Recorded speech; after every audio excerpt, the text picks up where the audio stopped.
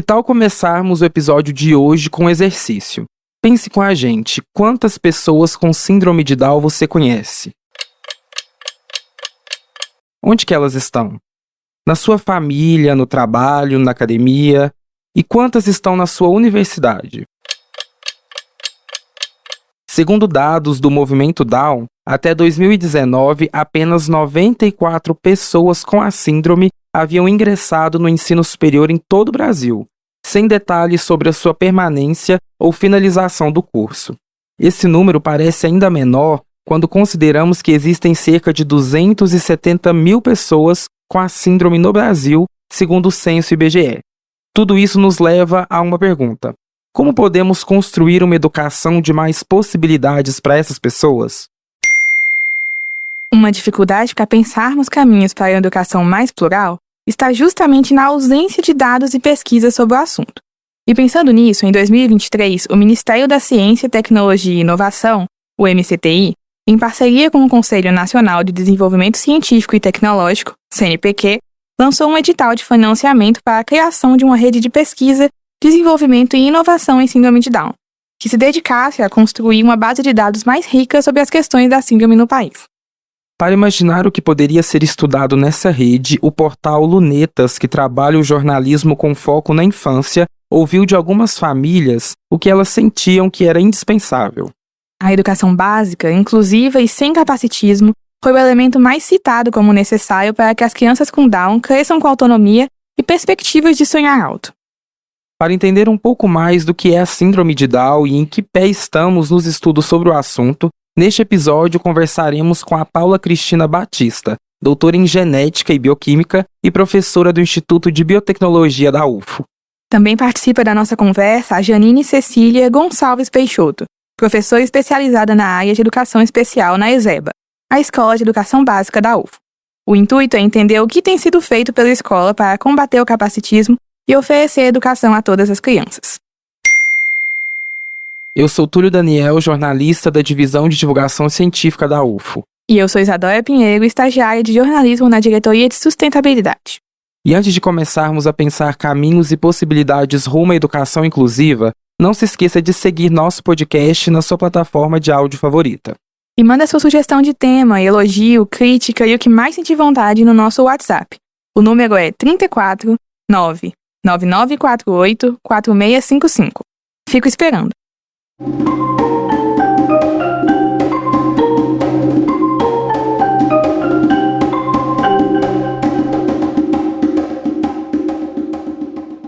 Bom, pessoal, para a gente já começar nosso assunto, Paula, conta pra gente um pouquinho sobre a sua área de atuação e já introduz pra gente o que é a síndrome de Down. Bom, eu sou bióloga, formada aqui pela UFO, sou mestre e doutora em genética, eu cursei o programa de pós-graduação em genética e bioquímica e atualmente, há 10 anos já sou docente e pesquisadora do Instituto de Biotecnologia. Aqui da UFO, sou coordenadora da Liga Acadêmica de Genética Médica. Bom, a síndrome de Down, como o próprio nome diz, é uma síndrome, não é uma doença.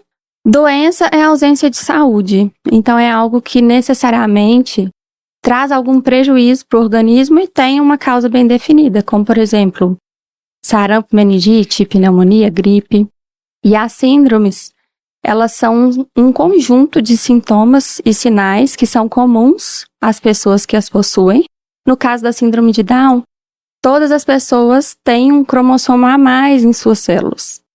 Então, essa é uma característica, isso faz parte das características dessas pessoas, assim como a sua estatura, a cor do seu cabelo, dos seus olhos. O que é importante a gente ressaltar aqui é que é plenamente possível uma pessoa ter síndrome de Down e ter uma vida saudável.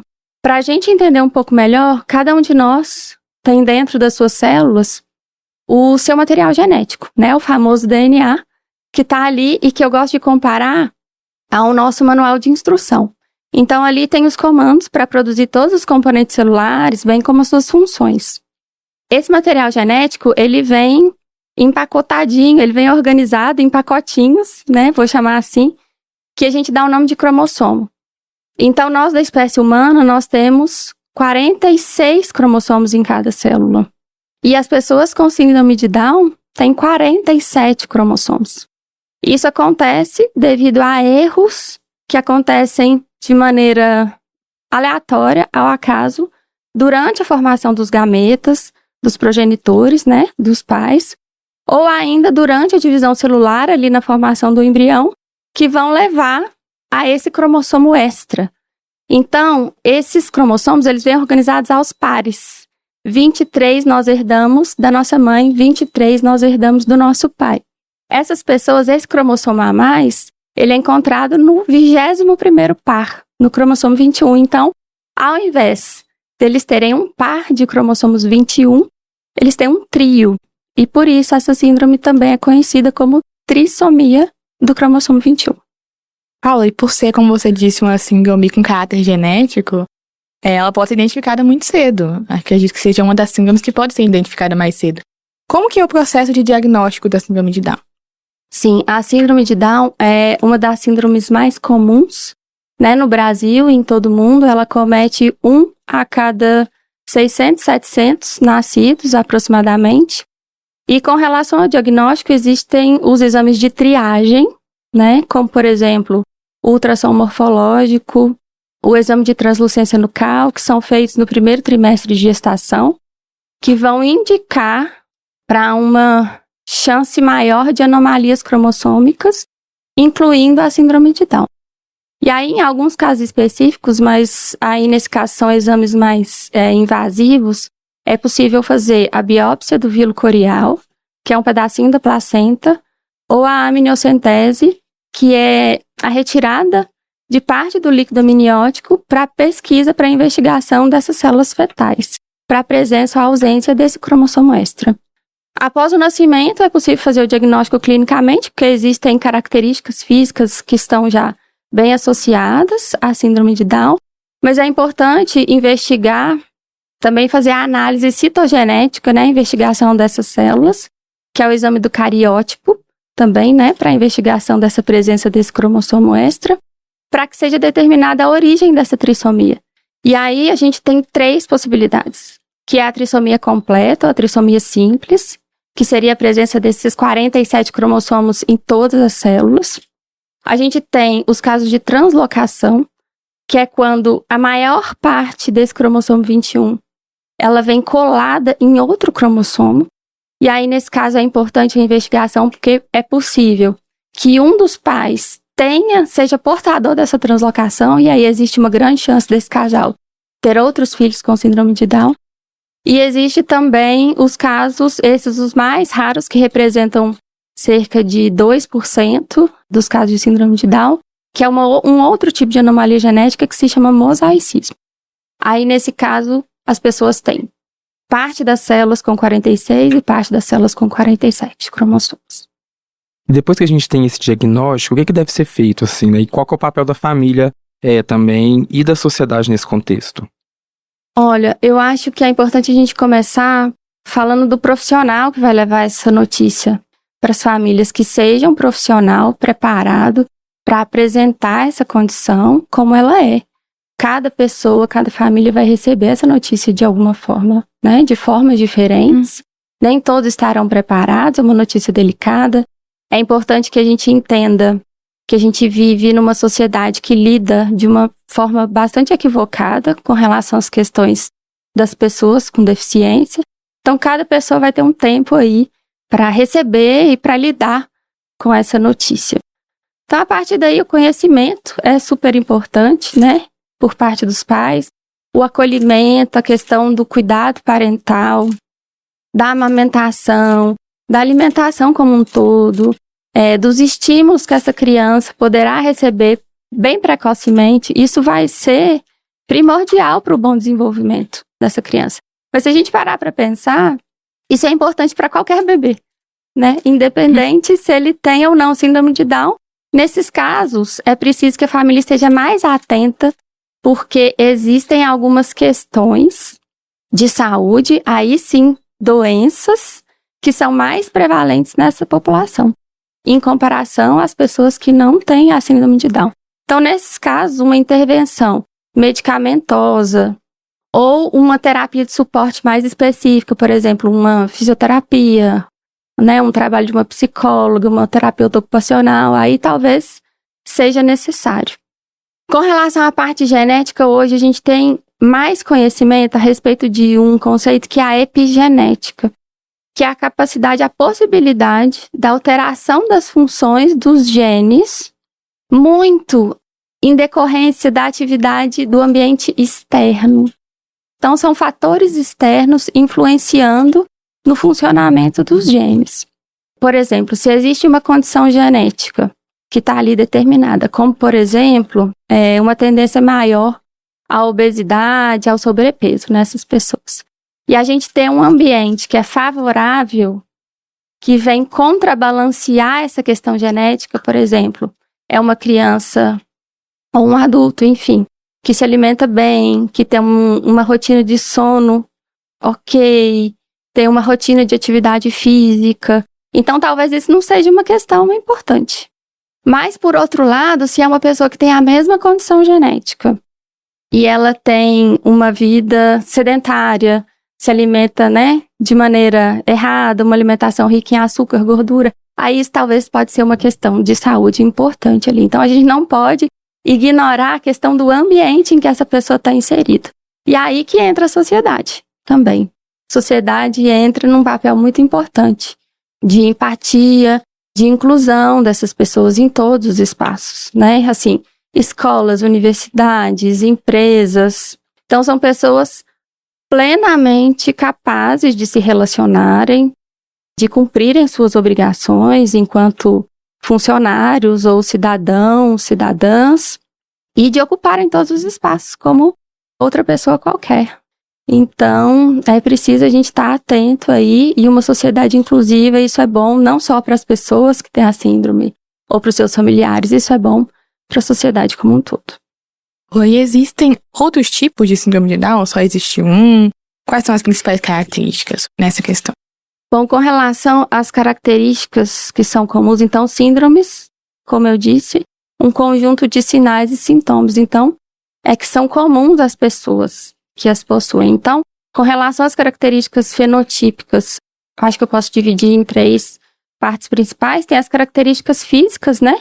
Que são comuns, que é o olho amendoado, um rosto em formato mais arredondado, nariz, orelhas menores, orelha mais baixinha, o pescoço mais curto, com excesso de tecido, os ossos dos braços e das pernas mais encurtados, ossos longos como o fêmur, então são pessoas com a estatura mais baixa. A gente tem algumas questões importantes de saúde, como a gente diz, que são mais prevalentes, né, mais comuns nessas pessoas, como as cardiopatias congênitas. São comuns também as desordens da glândula tireoide, o hipertiroidismo, dentre outras características. Tem essa questão que eu mencionei também, que é a questão do sobrepeso, da obesidade. Mas, de forma interessante, eu me lembrei aqui que essa superexpressão desses genes que estão presentes ali no cromossomo 21 também parecem proteger, de alguma forma, essas pessoas de alguns tipos de tumores sólidos, que são bem menos comuns nessas pessoas do que quando a gente compara com a população que não tem a síndrome. Essas seriam as primeiras questões. Depois tem o caso da hipotonia, que é uma fraqueza muscular, que é bastante comum. E aí, nesses casos, os pais precisam estar atentos com relação à aquisição dos marcos motores, né? No caso dos bebês, sentar, engatinhar, andar. E também com relação a lesões, por exemplo, lesões de joelho, de articulações de uma forma geral, nos bebês e também nos adultos. Não quer dizer que essa fraqueza muscular vai impedir essas pessoas de falar ou de comer ou de andar. Existe uma grande diversidade, né, dentro de cada característica. Tem pessoas que vão ter um comprometimento maior da fala, outros nem tanto. A Paula citou algumas diferenças fenotípicas de pessoas com síndrome de Down, mas você sabe o que é um fenótipo? É o conjunto de características observáveis de um organismo, ou seja, um conjunto das características morfológicas, fisiológicas e bioquímicas. É aquilo que podemos ver, como a cor da pele, dos olhos ou o tipo de cabelo, por exemplo. Já aquelas características que não são visíveis e estão na composição genética, como o cromossomo a mais citado pela Paula mais cedo, são conhecidos como genótipo. Dessa forma, o fenótipo se torna a interação do genótipo com o ambiente. E o terceiro ponto, que é comum, na verdade todas as pessoas com síndrome de Down terão, que é a questão da deficiência intelectual. Então todas as pessoas têm um comprometimento intelectual, aí esse sim pode ser considerado num nível leve, moderado ou grave, e é aí que vem a confusão de se existem graus de síndrome de Down, e isso é um conceito equivocado. A gente não fala em tipos ou níveis ou graus diferentes da síndrome de Down. A questão do desenvolvimento intelectual é importante a gente pensar que é algo muito complexo, é multifatorial, não tem como a gente apontar um único fator determinante para isso. Vai existir ali dentro das características dessas pessoas, não só com relação ao desenvolvimento intelectual, uma grande diversidade. Então, isso vai estar ligado à atividade de vários genes, alguns deles no cromossomo 21, outros fora desse cromossomo, em outros cromossomos, da interação desses genes e também da relação, como eu disse, desses fatores genéticos com o ambiente externo, né? Então, a diversidade, ela é inerente a qualquer característica, a qualquer ser vivo. Se a gente parar para pensar, existem pessoas que são mais aptas para as áreas exatas, outras para as biológicas, pessoas que se dão super bem nos esportes, outras são mais para artes, música. Então, não é algo que a gente deve discutir somente ali dentro das pessoas com a síndrome de Down. A gente precisa aprender a lidar de forma mais respeitosa, cuidadosa com relação a essas questões de diversidade. Agora que a gente entendeu um pouquinho mais da síndrome, a gente está aqui também com a Janine para falar um pouquinho dessa parte da educação e inclusão dessas pessoas. Seja bem-vinda, Janine. Obrigada. E fala um pouquinho para a gente sobre a sua atuação lá na ESEBA. Sou professora, na Escola de Educação Básica da Universidade Federal de Uberlândia. Já tenho aí uns aninhos de carreira, não sou tão novinha mais. Já atuei no município também muito tempo. Sou mestre em educação. E para além do Lattes, que a gente costuma dizer, também sou mãe, sou esposa, sou filha, sou neta, e assim por diante. Então, a gente também está na sociedade, e precisamos aprender a cada espaço que a gente atua. Então, ali na ESEBA, minha função, eu sou professora da área de educação especial, atuante ali junto aos estudantes com deficiência, e transtornos globais de desenvolvimento, ou TEA, mudado hoje, e altas habilidades de superdotação. Também sou coordenadora da área de educação, na área da educação especial nesse momento. Somos 4 professoras e até o momento 96 estudantes na escola, estudantes com deficiências, e assim por diante, que está do primeiro período ao 9º ano do ensino fundamental. Então é um pouco isso aí. A ESEBA, onde a Janine atua, é a Escola de Educação Básica da UFO. Ela é uma unidade especial de ensino, cuja finalidade é oferecer ensino básico ao público da educação infantil e do ensino fundamental, e também oportunizar campo preferencial para estágios práticos de alunos dos cursos de licenciaturas da UFO. Em relação ao que a doutora Paula está falando, da síndrome de Down, hoje na escola, se não me falha a memória, nós temos 6 estudantes com síndrome de Down. A nossa grande maioria são estudantes com TEA, atualmente. Mas os estudantes com síndrome de Down, nós temos estudantes com sobrepeso, nós temos estudantes com hipotonia, nós temos estudantes com a síndrome de Down associado a síndromes raras, a outras síndromes, e o que mais impacta mesmo no ambiente da escola é a questão da deficiência intelectual.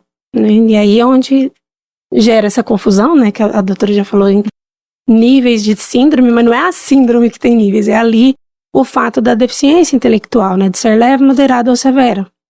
Então, nesse caso, exige um papel da família muito importante na observação atenta dessas crianças desde que nasce. E o estímulo é que vai ser o diferencial para essa criança. Então, se tem um estímulo com uma TO, se tem estímulo com psicólogo, se tem um estímulo com fisioterapeuta, a probabilidade dela desenvolver-se mais proximamente do que uma criança que não tenha nenhuma deficiência, é mais fácil. Tanto na questão da fono também, né? A questão oral, da fala, das articulações e tudo. Então, essas questões são muito importantes que a família esteja junto. Por mais que a escola tente fazer o seu melhor, ainda a família é o que vai garantir ainda mais para essa criança o seu pleno desenvolvimento. Bom, Janine, e como funciona a área da educação especial na ESEB especificamente? Você falou dos números, de quantos alunos vocês têm e quantos professores. Então, como que esse trabalho é realizado?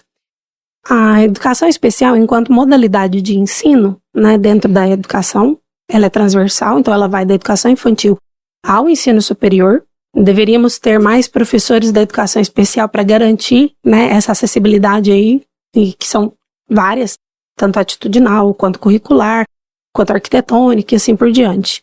Na ESEB, especificamente, nós atendemos os estudantes em 2 ações muito específicas, que é o AEE, o Atendimento Educacional Especializado, ofertado no contraturno da aula regular, e o assessoramento à classe comum, que é um apoio, atendimento às famílias, aos colaboradores que estão com as crianças e aos professores em especial.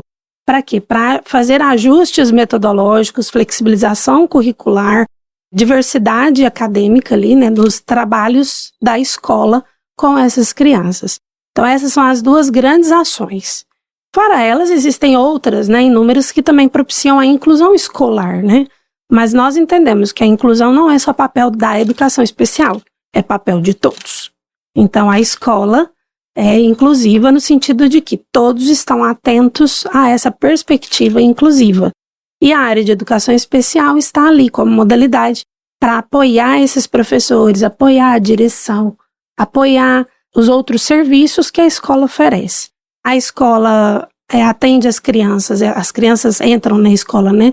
Ingressam por meio de cotas, né? Nós temos as cotas, são 7 modalidades de cota, não sei se eu vou me lembrar de todas, mas tem 7 modalidades de cotas, entre elas a cota específica para PCD e a cota associada, PCD-PSE, que é perfil socioeconômico, que além da pessoa ser com deficiência, tem também a questão do perfil. E essas crianças ingressam ali no primeiro período da educação infantil e acompanha até o 9º ano. Então, a gente tem um trabalho de acompanhar essa criança ao longo da educação infantil e ensino fundamental, né? O que propicia a gente entender bem do desenvolvimento dela, de estar muito próximo às famílias, de conhecê-la, às vezes em aspectos bem específicos, né, do seu desenvolvimento, ver ali esse desenvolvimento aí aumentando cada dia que passa. E você usou alguns termos, né, como especial, especializado, inclusão. Qual que seria a diferença de uma educação especial para uma educação inclusiva? Basicamente, a educação inclusiva é nós olharmos para todos, não só para as pessoas com deficiências ou TEA ou outras habilidades de superdotação. Olhar para, numa perspectiva inclusiva, né, enquanto escola, né, enquanto todos, né, enquanto sociedade, é olhar para aquela criança que talvez tenha um transtorno do desenvolvimento, uma criança que tem um transtorno de linguagem, ou uma criança que é negra, parda ou indígena, que está ali na escola, né? Então, assim, olhar para as pessoas com vulnerabilidades econômicas e sociais. Acreditamos, né, que a ESEB, ela tem esse lugar, esse papel social, e ela é inclusiva na medida que ela olha para todas as pessoas, todos esses públicos. E a educação especial, como eu coloquei, ela é uma modalidade. Então, como modalidade, ela atende um público específico. Quem é esse público? De acordo com a LDB 9394/96, são pessoas com deficiências. Eu vou mudar o termo TEA por causa do DSM, mas a legislação ainda usa o TGD, que é Transtornos Globais de Desenvolvimento, e altas habilidades de superdotação. Então, esse é o público que a educação especial atende. No entanto, numa perspectiva inclusiva, ela olha para o que esse público precisa dentro da escola. E todos nós olhamos também para as outras pessoas. Mas não há um atendimento educacional especializado para outras crianças que não esse público da legislação específico aí, que eu já determinei. E o especializado, ele está onde? Nós precisamos de muita formação. E a nossa formação não é só fazer a pedagogia, como por exemplo eu fiz, ou fiz uma especialização, né, em diversidade, ou fiz uma especialização em educação especial. Isso está lá no meu lado, você vai ver. Acontece que quando a gente recebe um caso, uma criança, a gente vai fazer o estudo desse diagnóstico, dessa síndrome, do que está associado, do que não está, do que a gente pode entender melhor dessa criança. Então, o especializado está aí, na formação continuada que esse professor da educação especial precisa ter. Claro que formação continuada a gente fala que todos os professores precisam ter, né? Mas o professor da educação especial, ele precisa aprofundar talvez em questões que não são só de ordem metodológica ou didática ou curricular, vai para muito além. Então, um pouco antes aqui da gente começar, eu estava ainda conversando com a doutora Paula, né? Enquanto talvez a gente também compreender alguns aspectos da genética, nos ajuda a permanecer com essa criança, a desenvolver atividades pedagógicas com ela que vão fazê-la desenvolver no futuro. E esse é o nosso objetivo, né? Auxiliar nesse desenvolvimento, tanto intelectual quanto social, né? Que é o papel escolar. Essa questão é uma via de mão dupla, porque toda essa questão do desenvolvimento que é observado por vocês no dia a dia, na presença dessas crianças, também nos ajuda a entender qual o papel daquela variante genética, qual o papel daquele gene, onde que ele está atuando e de que formas, né? Essas variações, elas reverberam nas características, né? Fenotípicas, que a gente diz assim, na nossa área de genética. E é interessante a gente olhar assim, quando a gente vê uma família, né, com um estudante com síndrome de Down, a gente tem que entender o que aquela família também já passou para estar ali com essa criança, né? Foram muitas coisas. Desde o nascimento até o momento que ela chega ali na escola, nós ali na ESEBA recebemos as crianças a partir dos 4 anos de idade. Então, ali a criança já tem uma história e a gente precisa entender essa história, esse desenvolvimento, esses marcos, essas questões todas, porque isso impactam também na forma como nós vamos conduzir o nosso trabalho com a criança ali. Então, há apoios e apoios. Tem famílias que não conseguem apoiar a criança no seu pleno desenvolvimento por N razões, questões financeiras, questões sociais, falta de apoio, falta de rede de apoio, né, para essa família. E nós vivenciamos muito isso e buscamos apoiar essas famílias da melhor forma possível. Mas ainda existe questões do desenvolvimento que a escola também não consegue sanar. Por mais que a gente consiga ali fazer o nosso melhor, tente, né, fazer o nosso melhor pela criança, tem crianças que têm deficiências intelectuais severas, né, ligadas à síndrome de Down, que talvez ela não consiga desenvolver tanto quanto nós tenhamos como expectativa. Mas isso não significa que ela não desenvolva, ou que a gente não vai parar ali e não vai fazer mais nada por ela. Então é importante achar o que ela vai fazer, o que é melhor para ela, o que ela dá conta de fazer intelectualmente, fisicamente, e ter esse olhar humano, sensível, é o que faz a inclusão. Bom, pessoal, e a gente está pensando como que existem poucos dados específicos a respeito da síndrome de Down. Até na nossa apuração inicial, pensando em dados, por exemplo, de ensino superior, graduação, mestrado, a gente encontrou poucos dados a respeito disso. Quais são os principais desafios que a pessoa com Down, um estudante com Down, encontra para chegar no ensino superior, por exemplo? Eu estava falando algo assim nessa linha, né? Então, o fato da deficiência intelectual interfere. E aí vai depender do nível, né, dessa deficiência também. Se ela é leve, muitas pessoas com deficiência intelectual leve conseguem chegar a faculdades, né? Nós temos alguns casos, né, em que isso acontece. Mas talvez seja um pouco mais trabalhoso, ou mais difícil, ou mais demorado, porque ela precisa de um tempo maior também para entender algumas coisas, para desenvolver intelectualmente aquele aspecto. E a universidade, ela é uma preparação para o trabalho, para a pesquisa, então depende muito da intelectualidade para desenvolver-se. Isso não significa que ela não é capaz, ela pode chegar lá. Talvez o tempo que ela leve é um pouco maior, para ela conseguir abstrair todos aqueles conceitos, aquelas questões necessárias dentro do universo superior. Mas, para além do superior, nós temos outros tipos também de desenvolvimento acadêmicos, como técnicos, né, que também podem ser possibilidades para essas pessoas também atuarem junto ao trabalho, junto à sociedade, e são tão significativas quanto. Antes da gente caminhar para a última pergunta, que eu acho que vai servir para as duas responderem para a gente, eu fiquei com uma dúvida para a Paula. Você falou sobre o cromossomo a mais, né? Pode acontecer da gente vir com um cromossomo a menos? Pode, Túlio. Existem vários tipos de anomalias cromossômicas. Existem as anomalias que a gente chama numéricas e as anomalias estruturais, né? Eu citei uma estrutural aqui, que é a translocação, que é quando o cromossomo vem ligado em outro cromossomo, né? O que não acontece normalmente. Mas a gente tem a questão das trissomias, por exemplo, tem as monossomias, que são pessoas que têm um cromossomo a menos. A síndrome de Turner, por exemplo, é uma síndrome onde mulheres têm um cromossomo X, apenas, e não o par de cromossomo X. Então é possível sim. E a Janine estava falando, né, sobre esses desafios, e eu queria saber de vocês duas agora, para a gente já encerrar, o que vocês acham que aqui no Brasil ainda precisa ser desenvolvido para essas pessoas com síndrome de Down terem suas vidas e sonhos de uma forma que sintam mais realizados e realmente incluídos? Eu acredito que o setor público, né, que poderia auxiliar um pouco mais nessa demanda, desde que ele alinhasse alguns trabalhos. Então, assim, o trabalho clínico com o trabalho educacional, com o trabalho técnico, né, juntar algumas equipes multidisciplinares em centros talvez específicos, né, poderia auxiliar ainda mais nesse desenvolvimento, porque o grande desafio que eu acredito que as famílias tenham hoje é desse atendimento especializado. E aí, quando eu falo especializado, eu não estou dizendo só da educação especial, não. Estou falando do TO, estou falando do fono, estou falando do psicólogo, estou falando de alguma outra terapia, né, específica. Então, o acesso a essas terapias, às vezes, é muito difícil.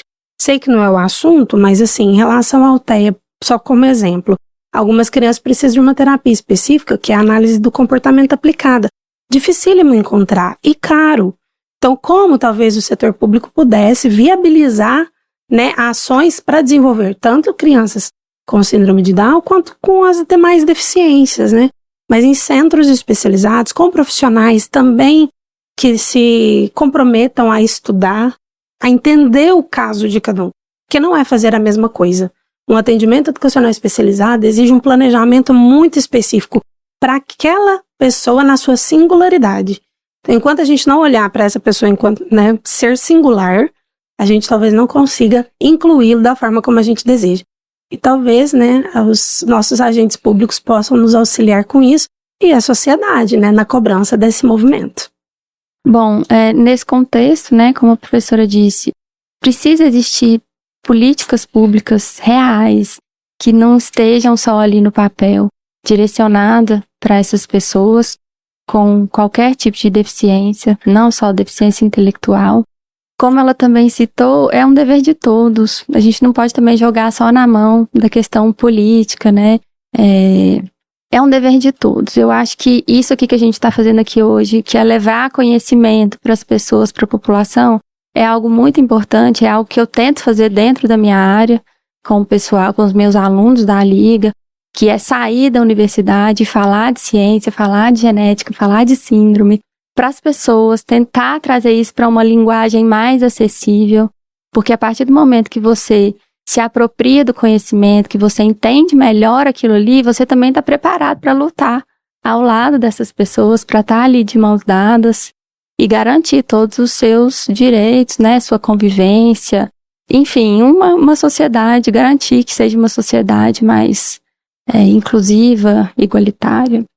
Acho que é isso, nossa discussão é muito riquíssima, como vocês falaram, são duas áreas que parecem estar distantes, genética e educação, mas como uma pode ajudar a outra e juntas podemos superar isso aí. Muito obrigado então pela participação de vocês. Obrigada, pessoal. Eu que agradeço. Também agradeço. Obrigada.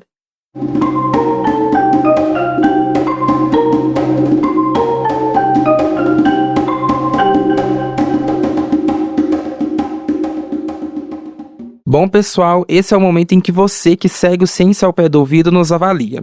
Se você nos ouve pelo Spotify, deixamos uma caixinha aqui embaixo.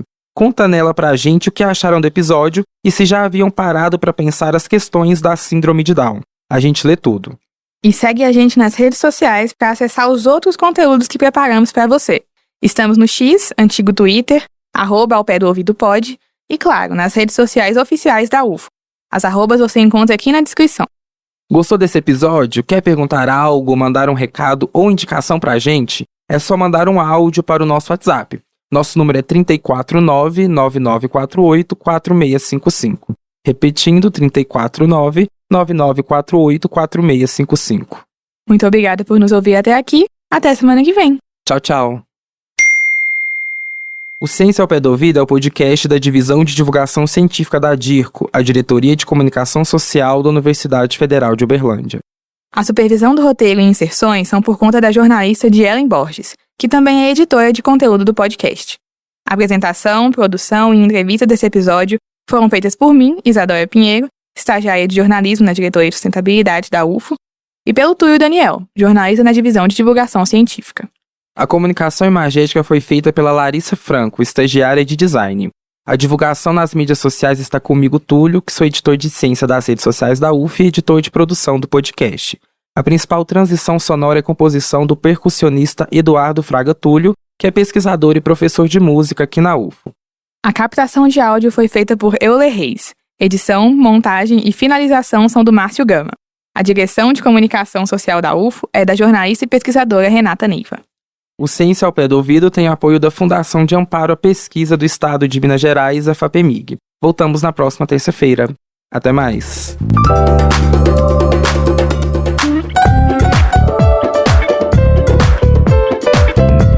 Ciência ao Pé do Ouvido.